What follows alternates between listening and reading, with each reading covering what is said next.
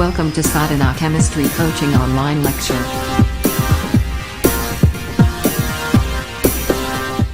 HD chemistry में आपका स्वागत है। आज हम CUET प्रीवियस ईयर के पेपर का पार्ट 2 लेकर आए हैं। हमने पहले कुछ क्वेश्चंस को डिस्कस किया था, जैसा कि आपको बताया था कि CUET में केमिस्ट्री के 50 MCQ क्वेश्चंस आते हैं, जिसमें से आपको 40 अटेम्प्ट करने होते हैं।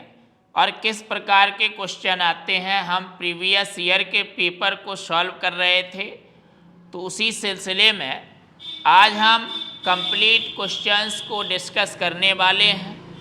इसलिए वीडियो के अंत तक बने रहिए और वीडियो को पूरा देखिए। और वीडियो अगर पसंद आता है तो उसे लाइक करिए, शेयर करिए और कमेंट करके बताइए। साथ ही आप हमारे YouTube चैनल को सब्सक्राइब कर लें और बेल आइकन को प्रेस कर लें, जिससे कि आपको हर कॉम्पिटिटिव और एकेडमिक एग्ज़ाम्स के लिए केमिस्ट्री से रिलेटेड कंटेंट प्राप्त होते रहें। तो चलिए हम स्टार्ट करते हैं आज की शानदार क्लास पहले क्वेश्चन के साथ। ठीक है, कुछ क्वेश्चन हमने डिस्कस कर दिए थे। नेक्स्ट क्वेश्चन है भैया कि the molecularity of the following elementary reaction is. तो एक रिएक्शन दी है NH4NO3 ammonium nitrate. NH4NO3 ammonium nitrate को हीट किया जाता है तो N2 + 2H2O ammonium nitrite NH4NO2 ammonium nitrite को गर्म किया जाता है तो नाइट्रोजन और H2O बनता है। ये एलिमेंट्री रिएक्शन दी गई है और इसके लिए मोलिकुलरिटी पूछी गई है। मोलिकुलरिटी, तो भैया मोलिकुलरिटी क्या कहलाती है? आणविकता कहलाती है। तो इस रिएक्शन में एक रिएक्टेंट का 1 मोलिक्यूल से ही इन्वॉल्व है, इसलिए यहाँ पर मोलिकुलरिटी 1 हो जाएगी। इसका आंसर हो जाएगा, बिल्कुल मौखिक क्वेश्चन था। यहाँ पर मोलिकुलरिटी कितनी हो जाएगी भैया? 1 हो जाएगी। ऑप्शन में 0 है, 2 है, 3 है, 1 है, तो 1 is the right answer. Next question, which of the following is not the characteristic of फिजिजॉप्सन।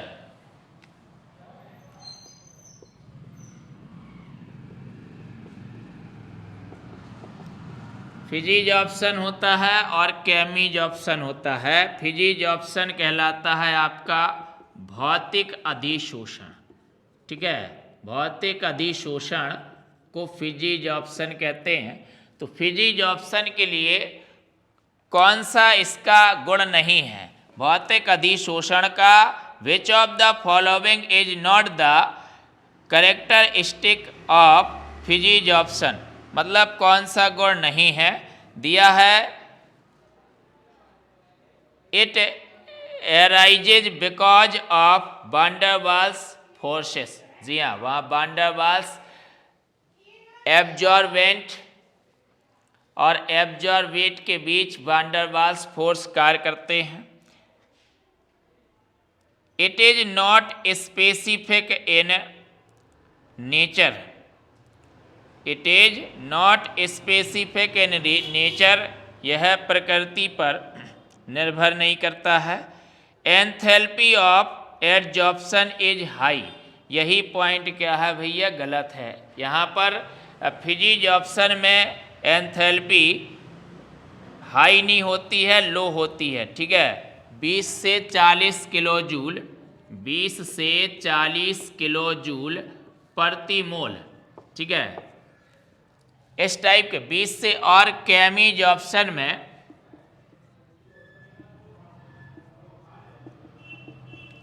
यानी रसावशोषण या रासायनिक अधिशोषण,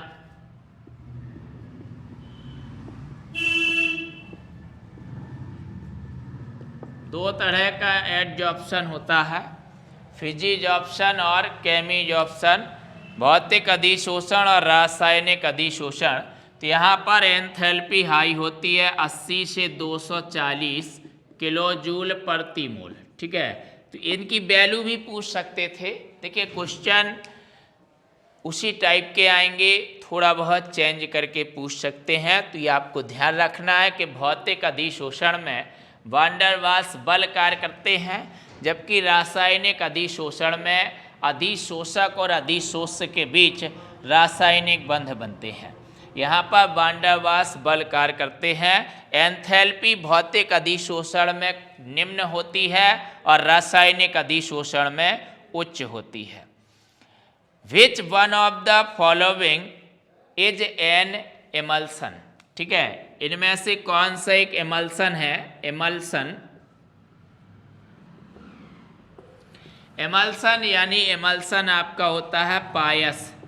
कोलॉइड की अंतर्गत, कोलॉइड जिस प्रकार से 8 प्रकार के होते हैं, तो कौन सा यहाँ पर एमल्सन है ये पूछा गया है। ऑप्शन है स्मोक यानी कि धुआं, option B hair cream, hair cream, option C paint, option D cheese यानी कि पनीर। तो यहाँ पर राइट ऑप्शन हो जाएगा, एमल्सन का उदाहरण मिल्क होता है, मिल्क। अब भैया मिल्क कैसे क्रीमें बनती हैं आपकी, तो यहाँ पर हेयर क्रीम एमल्सन है। ध्यान देने के लिए ये बात बताई है हमने आपको, बाकी हेयर क्रीम एमल्सन के अंतर्गत आती है। यहाँ जो ऑप्शन दिए गए हैं, स्मोक एरोसॉल आता है, जब सॉलिड पार्टिकल्स गैस में डिस्पर्स्ड होते हैं, प्रक्षिप्त होते हैं, तो उसको एरोसॉल कहा जाता है। तो स्मोक यानी कि धुआं में ठोस के कण धुआं में ठोस के कण वायु में प्रक्षिप्त होते हैं, राइट। इसके अलावा पेंट सॉल है, चीज जेल है। ठीक है, caprolactam, caprolactam is the starting materials for nylon 6, nylon 6, nylon 2,6 और डेक्रॉन। मतलब स्टार्टिंग केमिकल कैप्रोलैक्टम किसके लिए है? नायलॉन 6 बनता है कैप्रोलैक्टम से। नायलॉन क्या बनता है? नायलॉन 6 बनता है भैया। और नायलॉन 6 हेक्सामेथिलीन डाइअमीन और एडिपिक अम्ल से बना था।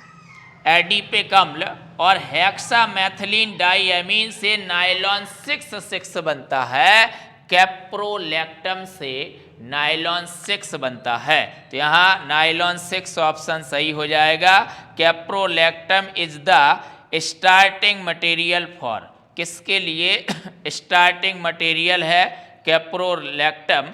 तो नायलॉन 6 के लिए भैया स्टार्टिंग मटेरियल है कैप्रोलैक्टम, नायलॉन 6 के लिए, राइट। तो नायलॉन 6 के लिए कैप्रोलैक्टम स्टार्टिंग मटेरियल है। अब कैप्रोलैक्टम का कितना सूत्र होता है?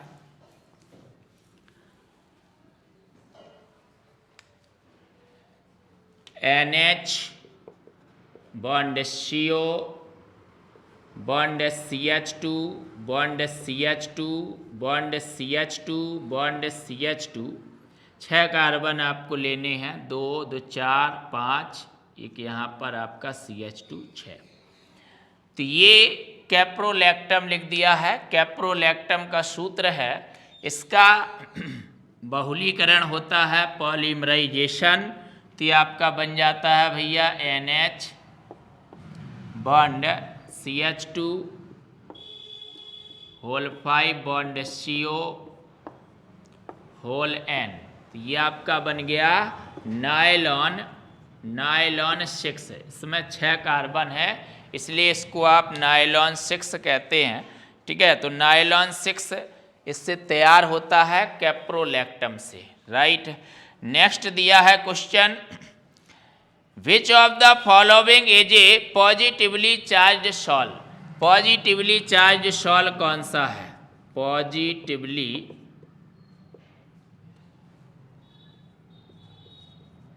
चार्ज्ड सॉल, मतलब धनावेशित सॉल बताना है कौन सा है। धनावेशित सॉल, धनावेशित सॉल, सॉल यानी कि सॉल किसके अंतर्गत आता है?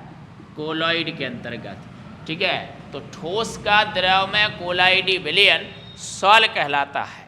तो सॉल कौन सा है? धनावेशित सॉल कौन सा है? ऑप्शन दिए हैं स्टार्च, गम, गोल्ड सॉल, ब्लड। ठीक है, स्टार्च है, स्टार्च, गम, गोल्ड सॉल, गोल्ड सॉल और ब्लड। तो देखिए स्टार्च है, गम है, गोल्ड सॉल है, ये नेगेटिवली चार्ज्ड होते हैं, नेगेटिवली चार्ज्ड होते हैं, नेगेटिवली चार्ज्ड होते हैं। और ब्लड आपका कैसा हो जाएगा? पॉजिटिवली, पॉजिटिवली चार्ज्ड हो जाएगा। राइट, तो ब्लड पॉजिटिवली चार्ज्ड यहाँ पर राइट आंसर हो जाएगा। नेक्स्ट दिया है match list first with list second. दो आपको मैचिंग वाला क्वेश्चन भी आता है, कम से कम 4-5 क्वेश्चन मैचिंग वाले आते हैं आपके CUET में। तो दो लिस्टें दी गई हैं, लिस्ट फर्स्ट और लिस्ट सेकंड, उनको मैच कराना है भैया। लिस्ट फर्स्ट दिया है और लिस्ट सेकंड दिया है। सिडेराइड, मैलेकाइट, कैलामाइन, जी हाँ, लिस्ट फर्स्ट और लिस्ट सेकंड मैचिंग का क्वेश्चन है, इसको मैच करना है लिस्ट फर्स्ट को लिस्ट सेकंड के साथ। तो सिडेराइड दिया है, सिडेराइड, इसके बाद सिडेराइड के बाद मैलेकाइट, मैलेकाइट दिया है भैया, मैलेकाइट दिया है, मैलेकाइट के अलावा कैलामाइन दिया है, कैलामाइन।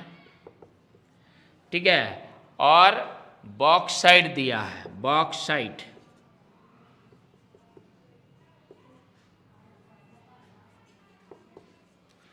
ठीक है, लिस्ट ए में ये ऑर्स के नाम दिए गए हैं, अयस्कों के नाम दिए गए हैं। और लिस्ट बी में एल्यूमिनियम है, iron, copper, zinc. Aluminium,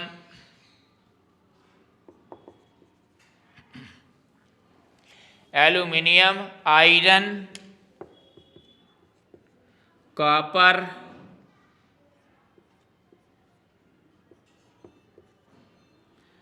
copper और zinc. Right, aluminium, copper, zinc, Zn।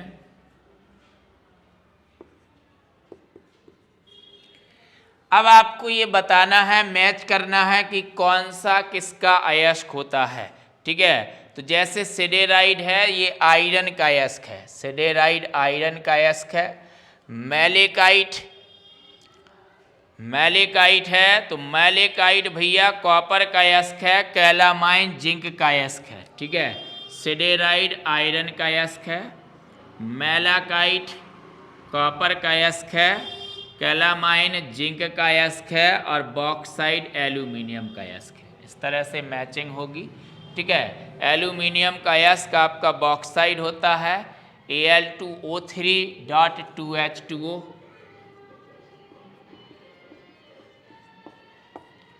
Bauxite, ठीक है, और सिडेराइड, सिडेराइड आपका होता है Fe कार्बोनेट अयस्क है, FeCO3। ठीक है, और मैलेकाइट कॉपर का भैया कार्बोनेट अयस्क, बेसिक कॉपर कार्बोनेट CuCO3.CuOH का होल ट्वाइस। ठीक है, कॉपर का अयस्क होता है। और जिंक का अयस्क है calamine, zinc carbonate ZnCO3, calamine. ठीक है, इस तरह से आपको मैचिंग करानी थी। ये मैचिंग का क्वेश्चन भी आता है कि कौन सा करेक्ट होगा। Right, the metal refined by van Arkel method is. तो जर्कोनियम वार्न आर्कल मेथड से रिफाइन की जाती है कौन सी धातु? वार्न दो वन आर्केल मेथड, दो चीज़ें ध्यान रखें भैया। वन आर्केल मेथड से जिंक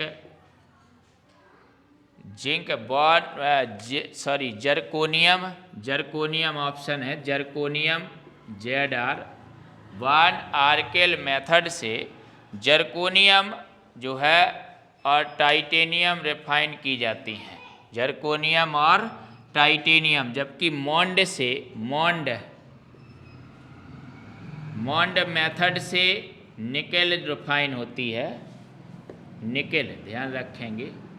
जैसे जर्कोनियम और टाइटेनियम रिफाइन होती है, मतलब शोधन की विधियां हैं ये आपने थ्योरी या general principle of isolation of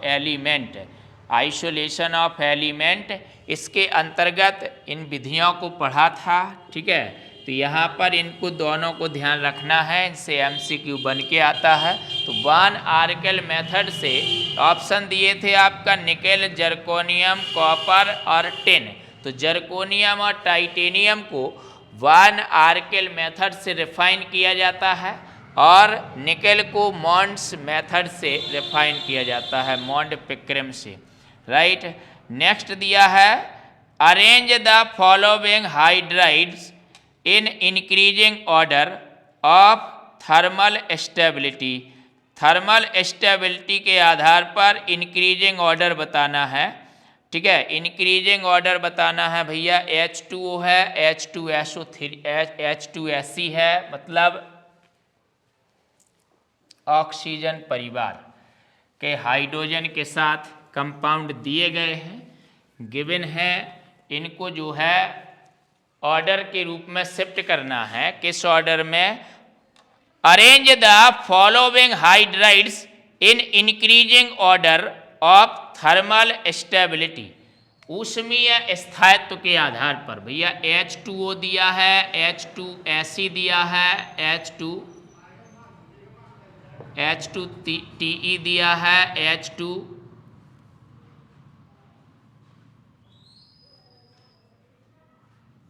H2S मान लो, SE मान लो, TE। ठीक है, इस तरीके से दिया है। H2O, H2S, कैरम कुछ भी दिया हो, ठीक है, और H2PO दिया है। ठीक, ये अलग क्रम में दिए गए हैं और ABCD ऐसे इनमें ऑर्डर डाल दिया गया है। आपको इस तरह से अरेंज करना है कि थर्मल एंथैल्पी की जो स्टेबिलिटी है वो किस तरह से अरेंज होगी। तो देखिए, थर्मल स्टेबिलिटी हाइड्राइड की डिक्रीज होती है, H2O से H2PO तक डिक्रीज होती है, क्योंकि बॉन्ड डिसोसिएशन एनर्जी डिक्रीज होती है। तो यहाँ से आपका जो ऑक्सीजन है, सल्फर है, सेलेनियम है, टेलुरियम है और पोलोनियम है, तो यहाँ ऊपर से जब आप नीचे की ओर जाते हैं तो डिक्रीज होती है। थर्मल स्टेबिलिटी क्या होगी? यहाँ पर डिक्रीज होगी, क्योंकि यहाँ पर बॉन्ड डिसोसिएशन एनर्जी डिक्रीज होती है। Bond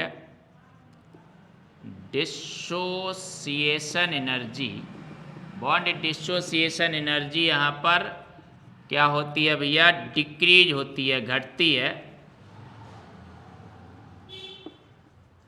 bond dissociation energy decrease होती है, इसलिए यहाँ पर एंथैल्पी स्टेबिलिटी भी डिक्रीज होगी इन कंपाउंड की। इसी क्रम में एंथैल्पी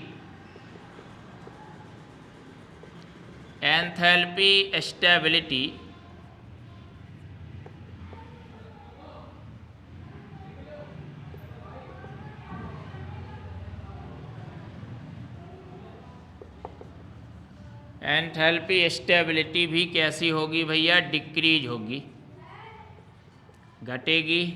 तो इस वजह से जो डिक्रीज होगी, इसका मतलब इस तरह का ऑर्डर आएगा। सबसे ज़्यादा स्थायी यहाँ पर H2O ही होगा, ठीक है, फिर H2S आ जाएगा, फिर H2SE आ जाएगा, और फिर H2TE आएगा, लास्ट में H2PO आएगा। ठीक है, तो इस तरीके से डिक्रीज हो जाएगी।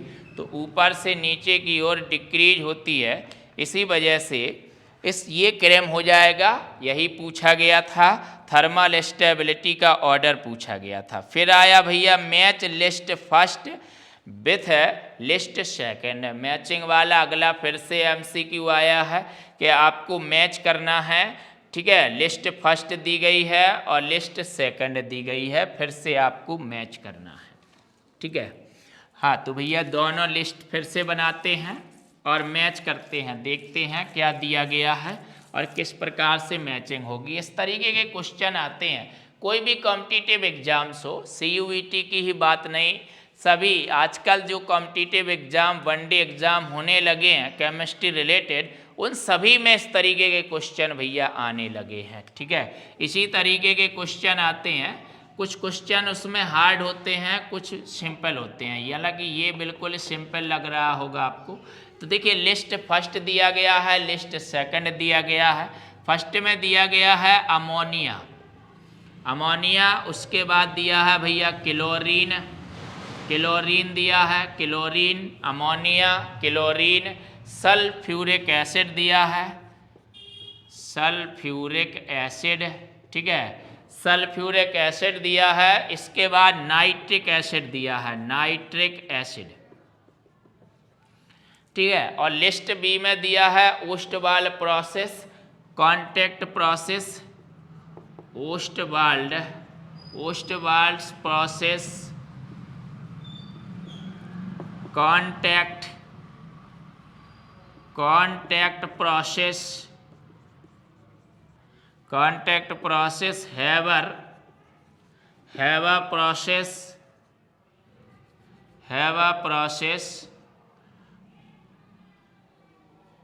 हैवर प्रोसेस और डीकन,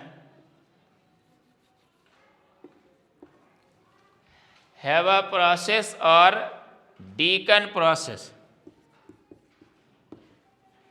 डीकन प्रोसेस। राइट, इस तरह से दिया गया है। अब लिस्ट फर्स्ट को लिस्ट सेकंड से मैच करना है, तो इंडस्ट्रियल मेथड दिए गए हैं। तो भैया अमोनिया को हैवा प्रोसेस से बनाया जाता है औद्योगिक स्तर पर, क्लोरीन को डीकन प्रोसेस से बनाया जाता है, सल्फ्यूरिक एसिड को कॉन्टैक्ट संपर्क विधि से बनाया जाता है और नाइट्रिक एसिड को ओस्टवाल्ड विधि से बनाया जाता है, ओस्टवाल्ड प्रोसेस से बनाया जाता है। ठीक है, ओस्टवाल्ड प्रोसेस से बनाया जाता है। अब यहाँ पर ये ABCD इस तरह से अंक डाल देते हैं और यहाँ पर आपके अंक आते हैं फर्स्ट, सेकंड, थर्ड, फोर्थ। तो अब ऑप्शन किस तरीके से दिए जाते हैं कि किस प्रकार से ऑप्शन आप सही करेंगे। तो जैसे ए का कौन सा मैच कर रहा है ए के साथ, थर्ड, तो A- थर्ड ऐसा लिखा मिलेगा। ए थर्ड के साथ मैच कर रहा है और बी किसके साथ मैच कर रहा है, फोर्थ के साथ, तो भैया B- फोर्थ। ठीक है, और सी किसके साथ मैच कर रहा है, सेकंड के साथ, तो C- सेकंड, और डी फर्स्ट के साथ D- फर्स्ट, इस तरह से मैच कर रहा है। इस तरह का ऑप्शन दिया जाएगा आपको, है ना, तो वही आपका क्या होगा, राइट ऑप्शन होगा। तो इस तरह से भैया मैचिंग वाले क्वेश्चन भी आते हैं। ठीक है, बहुत ज़्यादा आते हैं, इनका भी आपको ध्यान रखना है। ठीक है, नेक्स्ट क्वेश्चन दिया है, the formula of a noble gas species which is isostructural with BrO3 negative is. ठीक है, BrO3 नेगेटिव, इसके साथ आपको आइसो स्ट्रक्चरल फॉर्मूला बताना है, आइसो स्ट्रक्चरल ठीक है, अक्री गैस का ऐसा कंपाउंड बताना है, the formula of a noble gas species, अक्री गैस का ऐसा स्पीसीज सेलेक्ट करना है जिसका स्ट्रक्चर BrO3 नेगेटिव के साथ मैच कर रहा हो। ऑप्शन दिए हैं आपके XE, जीनॉन के कंपाउंड दिए गए हैं भैया। ऑप्शन दिया है XeOF4, XeF2, XeO3 और XeF4। ये ऑप्शन दिए गए हैं F4, ठीक है। इसमें से ये बताना है कि कौन सा BrO3 नेगेटिव के साथ स्ट्रक्चर मैच करता है, ठीक है। तो सबसे पहले जिसके साथ मैच करा रहे हो भैया उसका स्ट्रक्चर बनाओ, BrO3। O3 का मतलब ऐसे डबल बॉन्ड के साथ आप O जोड़ेंगे,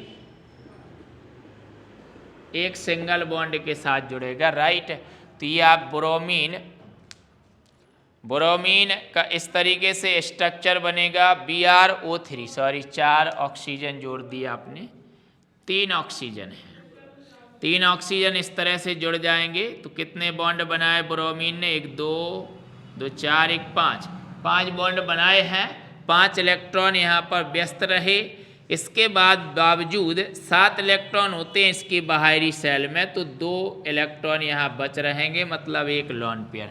तो यहाँ पर सिग्मा सिग्मा सिग्मा प्लस एक लॉन पेयर, तो कितना संकरण हो जाएगा भैया, sp3 संकरण हो जाएगा, बिकॉज 3 सिग्मा और एक लॉन पेयर है। तो सिग्मा प्लस लॉन पेयर संकर ऑर्बिटलों की संख्या होती है, sigma bond plus lone pair equal to hybrid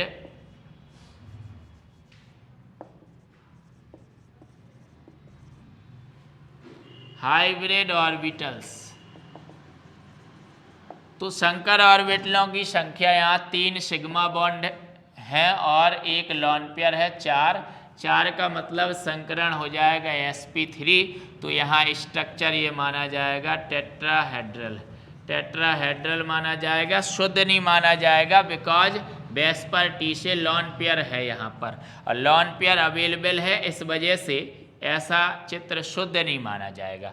अब चलिए जीनॉन XeO3 को मैच कर लेते हैं, 3 ऑक्सीजन इसी में दिख रहे हैं, ठीक है। तो ये डबल बॉन्ड के साथ O जुड़ जाएंगे, और जीनॉन की बाहरी कक्षा में 8 इलेक्ट्रॉन होते हैं, जिसमें से 2 2 4 2 6 इलेक्ट्रॉन ने बॉन्ड बनाया है, एक लॉन पेयर यहाँ भी आपका बच रहेगा, ठीक है। तो आइसो स्ट्रक्चरल हो गया, बिल्कुल मैच कर गया। यहाँ भी संकरण कितना होगा, sp3 होगा, because sigma sigma sigma 3 sigma bond यहाँ भी बन रहे हैं और एक लॉन पेयर, तो संकरण कितना आएगा, sp3। तो इस तरह से संकरण से आप मैच कर सकते हैं, सबका संकरण निकाल लेंगे तो आइसो स्ट्रक्चरल आपका मैच हो जाएगा कि किसके साथ ये आइसो स्ट्रक्चरल है, ठीक है।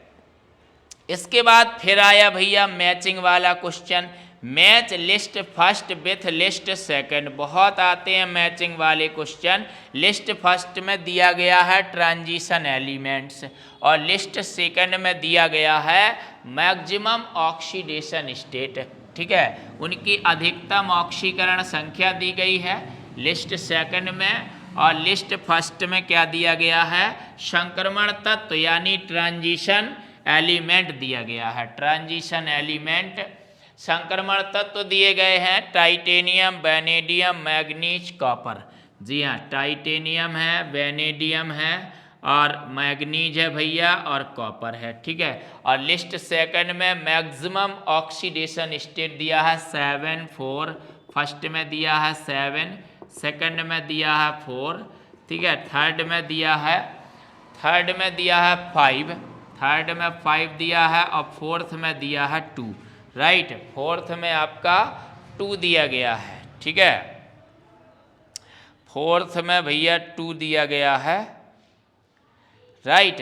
तो ये मैक्सिमम ऑक्सीडेशन स्टेट दी गई है, मैक्सिमम ऑक्सीडेशन स्टेट दी गई है, ठीक है। तो टाइटेनियम वैनेडियम मैग्नीज, तो भैया मैग्नीज सबसे ज़्यादा +7 तक ऑक्सीडेशन स्टेट रखता है, रेंज बताई थी +2 से +7, ठीक है। और क्रोमियम की होती है +2 से +6, ये रेंज बताई थी। ऑक्सीडेशन स्टेट का एक कंटेंट यूट्यूब पर हमने पहले ही अपलोड किया था, वहाँ पर आपको रेंज बताई थी, इजी मेथड बताया था डायरेक्ट ऑक्सीडेशन स्टेट निकालने का, वो भी केवल स्ट्रक्चर से ओनली, ठीक है। हमने कहा था कि हमारे इस प्लेटफॉर्म पर अगर आप किसी भी तरह का कोई भी केमिस्ट्री से रिलेटेड अगर आप कोई भी कॉम्पिटिटिव एग्ज़ाम देने वाले हैं तो इस प्लेटफॉर्म पर अवेलेबल एक एक कंटेंट को आप बड़े अच्छे से देख लीजिए, निश्चित ही आपको सफलता मिलेगी, ठीक है। बहुत सारा कंटेंट हमने अपलोड कर रखा है, वहाँ से आपके सारे डाउट क्लियर हो जाएंगे। तो मैग्नीज की सबसे ज़्यादा ऑक्सीडेशन स्टेट +7 होती है। कॉपर की मैक्सिमम +2 होती है। कॉपर आपका Cu सिंगल पॉजिटिव होता है, डबल पॉजिटिव होता है, ठीक है, मैक्सिमम। और टाइटेनियम आपका 4 पॉजिटिव होता है भैया। टाइटेनियम कितना होता है? 4 पॉजिटिव होता है, तो टाइटेनियम की 4 पॉजिटिव हो जाएगी मैक्सिमम। अब बचा वेनेडियम की आपकी +5 हो जाएगी मैक्सिमम। तो इस तरह से आप बी का आ जाएगा 3rd, ए का आ जाएगा आपका 2nd, ठीक है। इस तरह से ऑप्शन ए का 2nd, बी का 3rd और सी का आ जाएगा भैया 1st और डी का आ जाएगा 4th। इस तरह से ऑप्शन सही हो जाएगा, राइट। इसके अलावा अगर आप इस तरह से करने में असमर्थ हैं तो आप इनका इलेक्ट्रॉनिक कॉन्फ़िगरेशन बना सकते हैं। टाइटेनियम है जैसे स्कैंडियम 21, टाइटेनियम का क्रमांक 22 होता है। विन्यास बनाएंगे 1s2 2s2 2p6 3s2 3p6 4s2 और 3d2, 22 हो गए आपके, ठीक है। तो ये लास्ट में देखिए, लास्ट में 4s2 मिला और 3d2 मिला है, तो मतलब ns और n-1d है ना, दोनों n-1d के इलेक्ट्रॉन्स और ns के इलेक्ट्रॉन दोनों ही इन्वॉल्व हो जाते हैं हाइयर ऑक्सीडेशन स्टेट पर ट्रांजिशन एलिमेंट के लिए। तो इस वजह से यहाँ पर 4 इलेक्ट्रॉन्स दिख रहे हैं आपको। तो यहाँ पर मैक्सिमम जो ऑक्सीडेशन हो सकती है, यानी कि ये ज़्यादा से ज़्यादा कितने इलेक्ट्रॉन एलिमिनेट कर सकता है? 4 कर सकता है, तो ये +4 यहाँ पर हो जाएगी। इसके बाद वेनेडियम आएगा।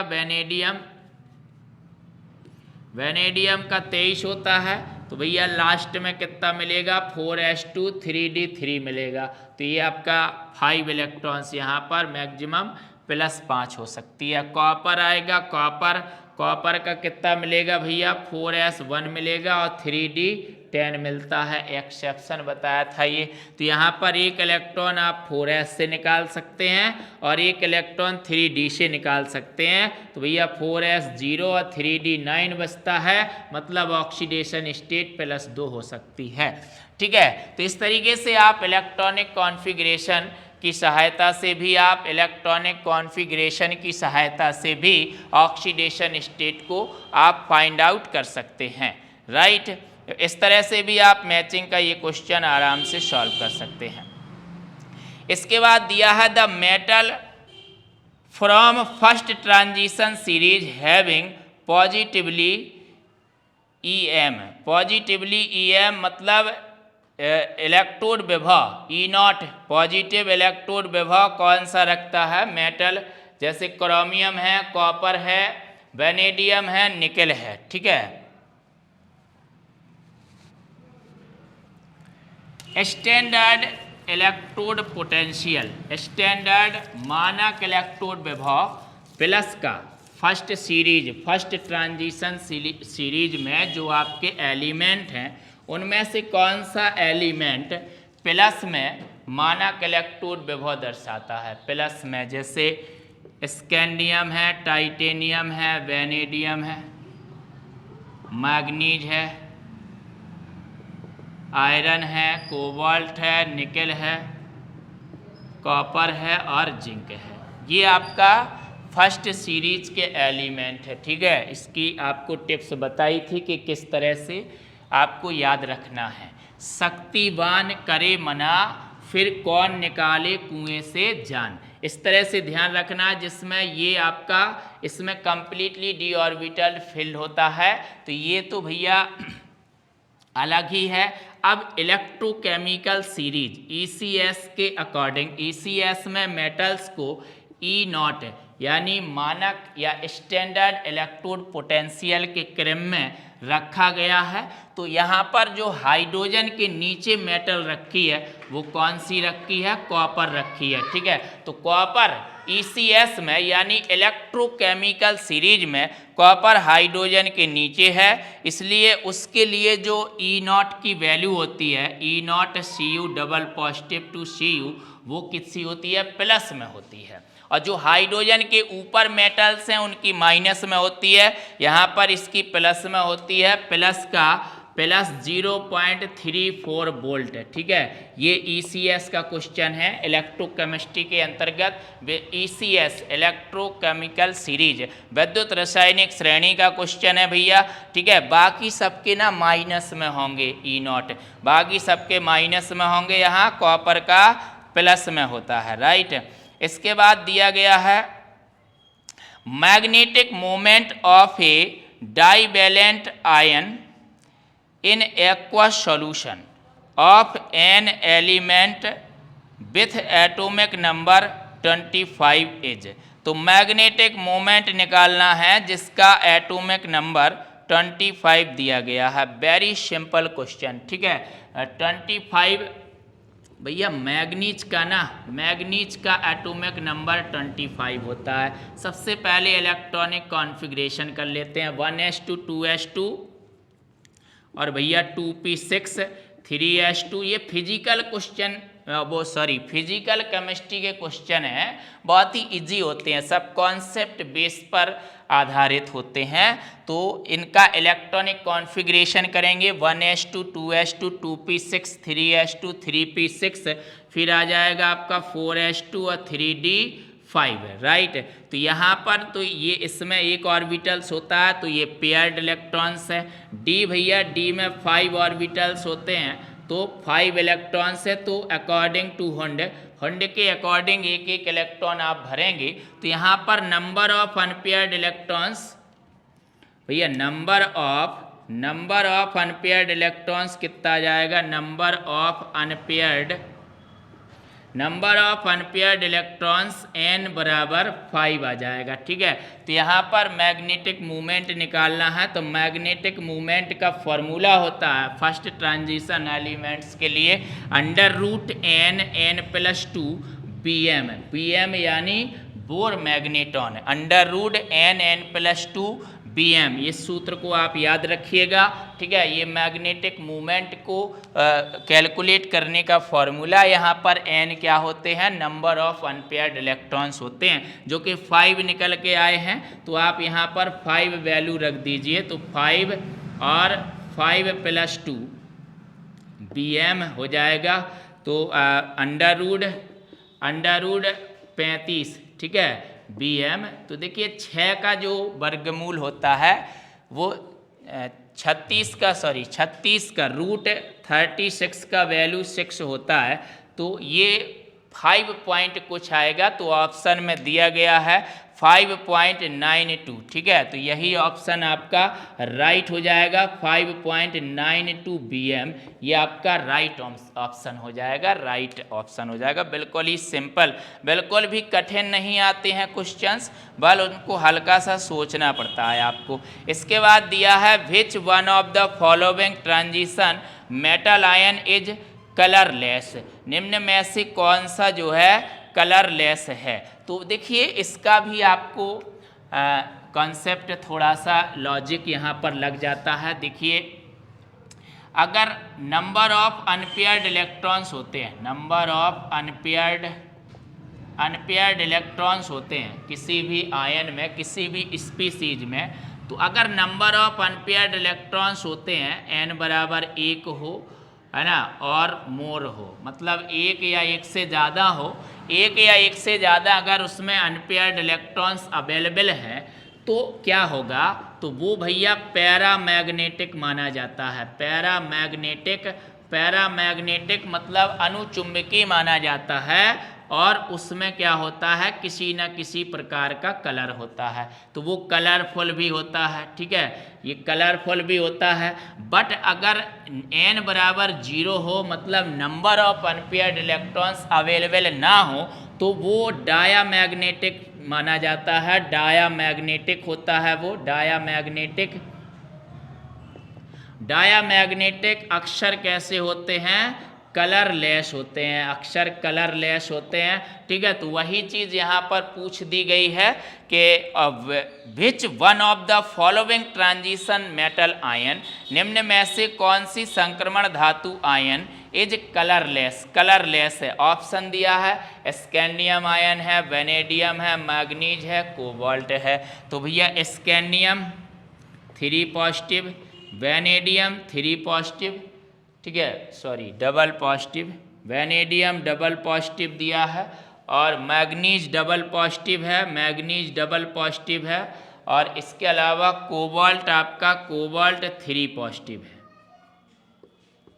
शॉर्ट में समझ लेते हैं। स्कैंडियम का क्रमांक कितना होता है, 21 होता है। जी हाँ, 21 होता है स्कैंडियम का क्रमांक, 21, और मैग्नीज का होता है 20। 21 का आपका विन्यास लास्ट में कितना बचेगा, 4s2 और 3d1। ठीक है, 4s2 और 3d1 ये आपका मिलेगा, 4s2 3d1। और इसके बाद वेनेडियम का 23 का कितना मिलेगा, 4s2 और 3d3 मिलेगा। ठीक है, 4s2 तक 20 हो जाते हैं, 23। मैग्नीज 25 है, तो मिलेगा भैया 4s2 और 3d5। और इसके अलावा कोबाल्ट 27, तो मिलेगा आपको 4s2 और 3d7। ठीक है, अब ये आपका जो मैग्नीज है ये तो डबल पॉजिटिव है, तो भैया ये 0 हो जाएगा, तो यहाँ पर अनपेयर्ड इलेक्ट्रॉन 5 आ जाएंगे, तो ये तो रंगीन हो गया।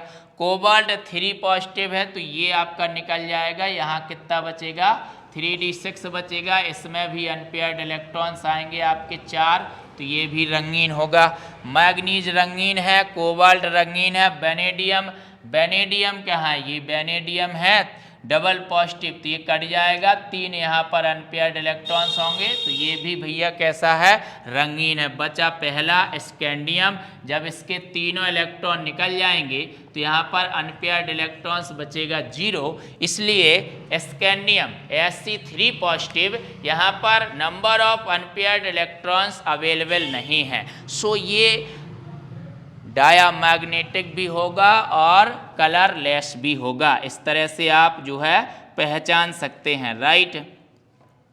समझ में आ रही बात। चलिए नेक्स्ट क्वेश्चन पर चलते हैं। इस तरीके से among the following statement choose the correct statements, निम्न में से करेक्ट स्टेटमेंट चुनना है। ये इस तरह का क्वेश्चन भी कम से कम 3-4 बार हम आपसे पढ़ रहे हैं आपके समक्ष, है ना, पिछले लेक्चर में भी डिस्कस करे थे। तो देखिए मैचिंग वाले आपके एमसीक्यू और स्टेटमेंट को चूज़ करने वाले, करेक्ट और इनकरेक्ट स्टेटमेंट को चूज़ करने वाले क्वेश्चंस, इस तरीके के क्वेश्चंस आते हैं प्रत्येक वनडे एग्जाम्स में।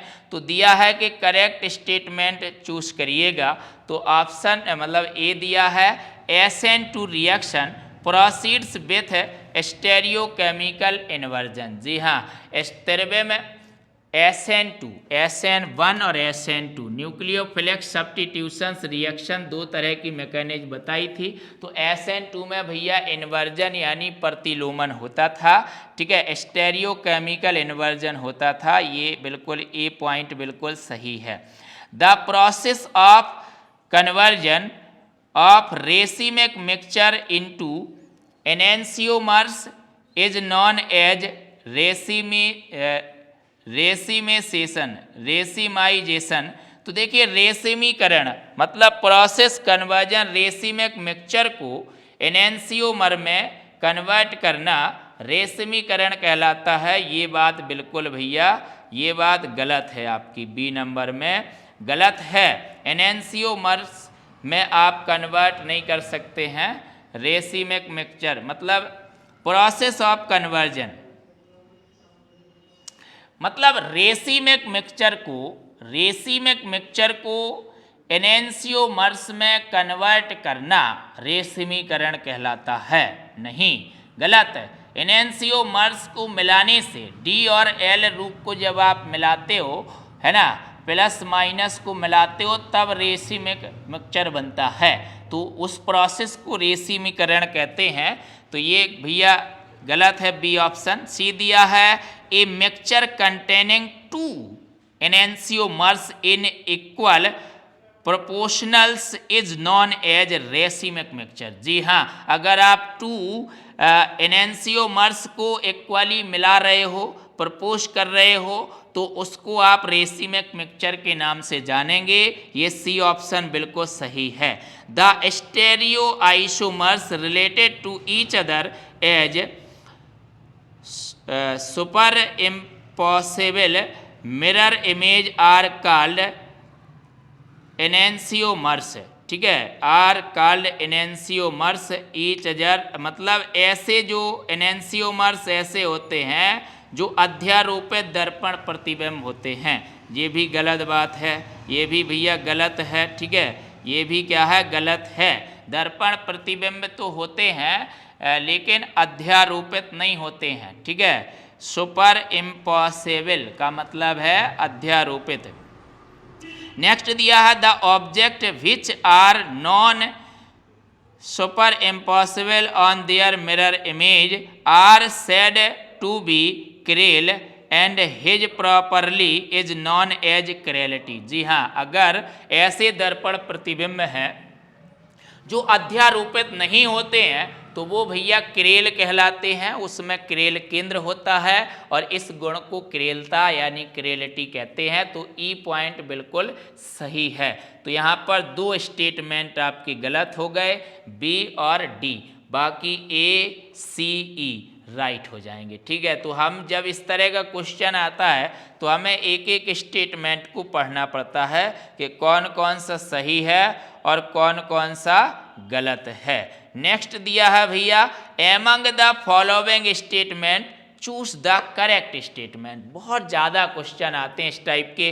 दिया है boiling point of alcohol increase in the number of carbon atoms. अगर कार्बन परमाणुओं की संख्या बढ़ती है तो एल्कोहल का बॉइलिंग पॉइंट बढ़ता है। जी हाँ, ये बिल्कुल सही है। In alcohols boiling point increase with increase of branching in carbon chain. अगर कार्बन चेन की शाखाएं बढ़ती हैं तो क्या बॉइलिंग पॉइंट बढ़ता है? कार्बन की शाखाएं बढ़ती हैं तो भैया बॉइलिंग पॉइंट घटता है। ये बी ऑप्शन गलत है।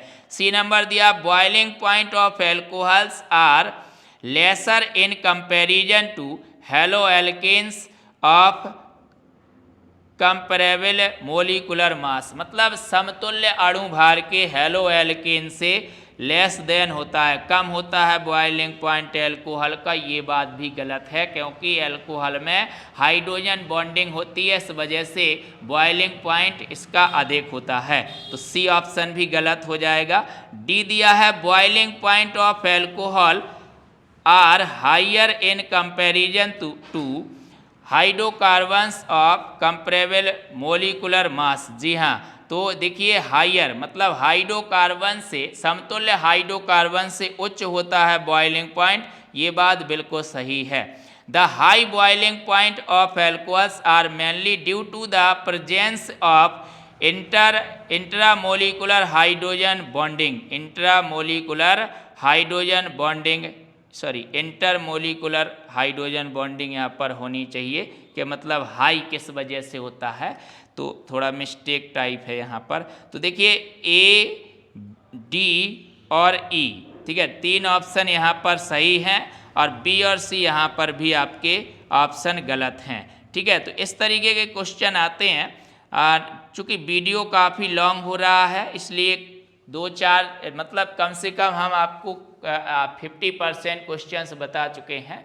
बाकी 15-20 क्वेश्चंस अभी भी शेष हैं, तो इसका प्रीवियस क्वेश्चन पेपर का भी एक वीडियो आपको और मिलेगा, ठीक है, जिससे आपको कंप्लीटली एक एक देखना है। उसके बाद हम आपको पर चैप्टर का निचोड़ बताने वाले हैं। हमने पहले ही अनाउंसमेंट कर दिया था, जो आपका CUET का पहला वीडियो अपलोड किया था जिसमें हमने सिलेबस को डिस्कस किया था, तो वहाँ पर हमने इस बात को बताया था कि हम पर चैप्टर का एक जो है शॉर्टकट आपको बताएंगे, जिससे कि उस चैप्टर का चाहे जिस तरीके का MCQ आए आप आराम से उसको कर सकते हैं। तो किस तरह के आए हैं, बिल्कुल देखिए इजीली, थोड़ा सा सोचना ज़रूर पड़ता है लेकिन बिल्कुल इजीली आप उनको कर सकते हैं। इसी तरह की प्रैक्टिस करते रहिए हमारे साथ, और अगर हमारे ये कंटेंट आपको पसंद आते हैं तो भैया लाइक करिए, साथ में शेयर ज़रूर करिएगा अपने मित्रों के साथ, जिससे कि उनको भी लाभ मिल सके